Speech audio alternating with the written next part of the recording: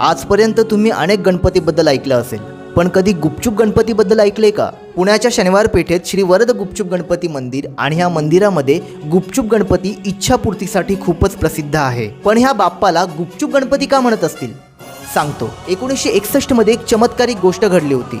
पुण्यातले पानशेत धरण फुटून पूर आला होता। त्यावेळी हे मंदिर जवळपास 28 तास पाण्यात होते। मंदिराचा सगळा भाग वाहून गेला, पण गाभारा आणि देवाची मूर्ती त्याच सोबत लाकडी खांब तसेच राहिले। पुणे जिल्ह्यात राहणारे श्री रामचंद्र विष्णू गुपचूप हे मोरेश्वर शास्त्री यांचे शिष्य होते आणि त्यांची गणपती बाप्पावर खूप श्रद्धा होती। 12 फेब्रुवारी 1892 साली मूर्तीची प्राणप्रतिष्ठा करून त्यांनी हे ऐतिहासिक मंदिर उभारले। चतुर्भुज मांडी घातलेली डाव्या सोंडेची 3 फुटांची उंच ही बाप्पाची मूर्ती काळ्या पाषाणाची असून शेंदूर लेपाने सजवलेली आहे। आज ह्या मंदिराला जवळपास 134 वर्ष झाले असून इथे पारंपरिक आणि खूप साध्या पद्धतीने गणेशोत्सव साजरा केला जातो। श्री रामचंद्र विष्णू गुपचूप यांच्या आडनावावरूनच या बाप्पाला गुपचूप गणपती म्हणायला लागले आणि असं म्हणतात, तुम्ही इथे येऊन जर तुमची इच्छा गणपतीला गुपचूप सांगितली तर बाप्पा तुमची इच्छा नक्कीच पूर्ण करतो। मित्रांनो, तुम्ही या गुपचूप गणपतीचे दर्शन केले आहे की नाही कमेंटमध्ये सांगा आणि व्हिडिओ आवडल्यास सबस्क्राईब करा।